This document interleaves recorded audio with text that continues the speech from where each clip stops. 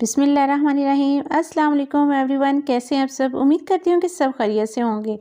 आज मैं आपके लिए बहुत ही यूनिक और मज़ेदार सी ये रेसिपी लेके आई हूँ और आपकी फैमिली को ये बहुत ही पसंद आएगी और बहुत ही मज़े के और फ्लेवरफुल से ये राइस बनते हैं। आप ज़रूर ट्राई कीजिएगा अपनी फैमिली के लिए। अगर आपके घर में कोई दावत है तो आप उसमें ये डिश बनाइएगा, बहुत ही मज़े की बनती है और बनाना बहुत ही आसान है। उससे पहले अगर आप मेरे चैनल पर नए हैं तो चैनल को सब्सक्राइब कर लें। तो आइए बनाना स्टार्ट करते हैं। यहाँ पे मैंने मटन ले लिया है, ये 1 किलो मटन है और इसको आपने अच्छी तरह वॉश कर लेना और इसका पानी ड्राई कर लें।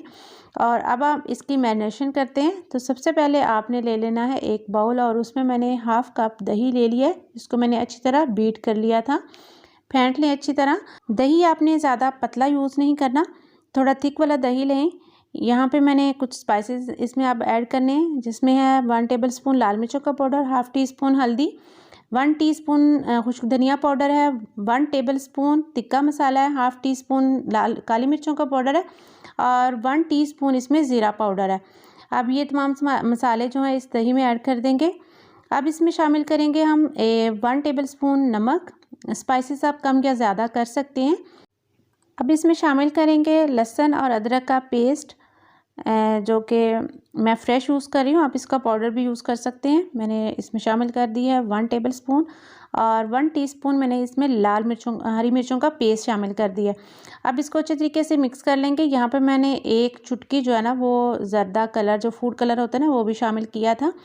अब आपने इसको अच्छी तरह मटन को इसके अंदर मसाले के अच्छी तरह कोट कर लेना है, इस तरीके से कि तमाम पीसेस पे अच्छी तरह ये लग जाए।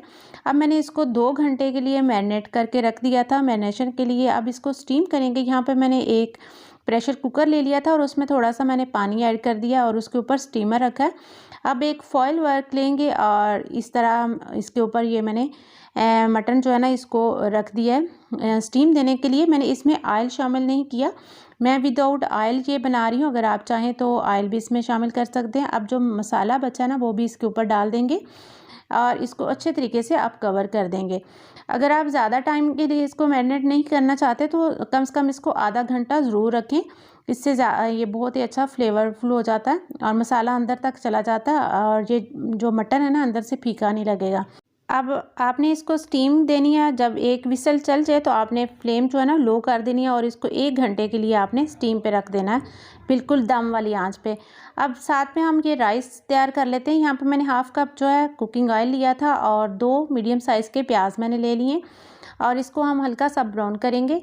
अब इसमें कुछ मसाले इसमें ऐड करेंगे, जिनमें मैंने ले लिया है 1 टेबलस्पून ज़ीरा और ये तेज़पत्ता है, कुछ ये सब्ज़ इलायची हैं, लौंग हैं और थोड़े से मैंने काली मिर्चें साबुत ली हैं। इनको भी अच्छे तरीके से मसाले को इसमें फ्राई करेंगे ताकि इनका फ्लेवर जो है ऑयल में आ जाए। अब इसके साथ मैंने शामिल कर दिया है लहसुन अदरक का पेस्ट 2 टेबलस्पून और इनको भी अच्छे से पका लेंगे ताकि लहसुन की जो स्मेल है वो ना आए। और 1 टेबलस्पून मैंने इसमें हरी मिर्चों का पेस्ट शामिल कर दिए। अब इसमें शामिल करेंगे कुटी हुई लाल मिर्च 1 टीस्पून और 2 टीस्पून मैंने इसमें नमक ऐड कर दिया। अब इसको भी अच्छी तरह साथ पका लेंगे। यहाँ पे मैंने 6-7 जो हैं आलू बुखारे ले लिए थे खुश्क और उनको मैंने भिगो के पानी में रखा हुआ था, अब वो ऐड कर देंगे। और इसके साथ मैंने 2 टमाटर जो हैं इस तरह स्लाइसिस में काट के मीडियम साइज़ के वो ऐड कर दिए। इन तमाम मसालों को 2 से 3 मिनट तक आपने अच्छी तरह भून लेना है। अब आपने इसमें यखनी ऐड मैंने की है। मैं इसमें सादा पानी वगैरह यूज़ नहीं करी इन चावलों को बनाने के लिए, मैं यखनी वाले ये चावल बना रही हूँ। तो आप के पास अगर यखनी ना हो तो आप इसमें चिकन क्यूब्स वगैरह भी डाल सकते हैं, इससे ये होगा कि चावल बहुत ही टेस्टी बनेंगे। यहाँ भी मैं ये 1 किलो चावल की ये रेसिपी बना रही हूँ। 1 किलो मैंने मटन लिया और 1 किलो ही चावल मैंने लिए थे। पानी यहाँ पे बॉयल हो चुका है। तो ये चावल मैंने तकरीबन आधा घंटा पहले धो के भिगो के रखे हुए हैं, तो अब वो मैंने इसमें ऐड कर दिए हैं और ये 2-3 हरी मिर्चें इस तरह साबुत इसमें डाल देंगे। बहुत ही अच्छा इसका टेस्ट आता है चावलों में। तो ये देखें माशाल्लाह से ये हमारे चावल बहुत ही अच्छी तरह कुक हो रहे हैं। तो आपने इस स्टेज पे इसमें ज़्यादा दफ़ा चम्मच नहीं हिलाना, बस 1-2 बार इसको हिला दें या ताकि ऊपर वाले चावल जो हैं नीचे चले जाएं और पानी अच्छे से ड्राई हो गया। अब इसको आप दम पे रखेंगे उससे पहले मैं इसमें थोड़ा सा फूड कलर ऐड करूँगी। मैंने 2 से 3 चम्मच जो है दूध ले लिया था और उसमें थोड़ा सा मैंने हाफ़ टी स्पून जो है ना वो फूड कलर ऐड कर दिए। ये ऑप्शनल है, आप चाहें तो डाल सकते हैं, लेकिन इससे बहुत ही अच्छा इसका कलर आ जाता है, बहुत अच्छी लुक हो जाती है चावलों की। तो इसको मैंने 15 मिनट के लिए दम पे रखा था। माशाल्लाह से हमारे चावल जो है कुक हो गए हैं, अच्छी तरह इसका दम आ चुका है और बहुत ही खिले-खिले से ये हमारे चावल तैयार हो चुके हैं। तो इस तरीके से आप चावल बनाइए, बहुत ही मज़े के बनते हैं। और अगर अपने यखनी वाले चावल बनाए तो मैं कहती हूँ कि आप मटन से ज़्यादा ना ये चावल खाना पसंद करेंगे, क्योंकि बहुत ही टेस्टी ये चावल बनते हैं। तो इस तरीके से आपने ये चावल बना लेने हैं। आपकी फैमिली को ज़रूर ये जो है ना डिश पसंद आएगी मेरी। वैसे तो आप बिरयानी पुलाव तो हमारे घरों में बनता ही रहता है, तो थोड़ा सा डिफरेंट, थोड़ा यूनिक बनाएं। तो यहाँ पे हमारा जो मटन है वो भी स्टीम हो चुका है, तो अभी इसको निकाल लेते हैं। बिल्कुल ये गल चुका है। इस तरह निकालने से इसकी बोटियाँ जो हैं टूट रही हैं, तो मैं अब इस प्लेटर के ऊपर ये इस तरह सेट कर दूँगी। आप चाहें तो इसके अंदर भी मिक्स कर सकते हैं, लेकिन इस तरह रखी हुई बहुत अच्छी लगती हैं, क्योंकि डिश को प्रेजेंट करना जो है ना वो भी एक आर्ट होता है।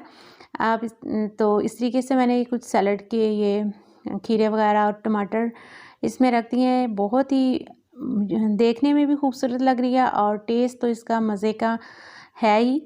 इस तरीके से आप ये मटन मंदी यानी कि चावल बहुत ही मज़े के बना सकते हैं, बहुत आसानी से। आप ये मटन अगर ना हो तो आप ये बीफ या फिर चिकन में भी ये रेसिपी बना सकते हैं।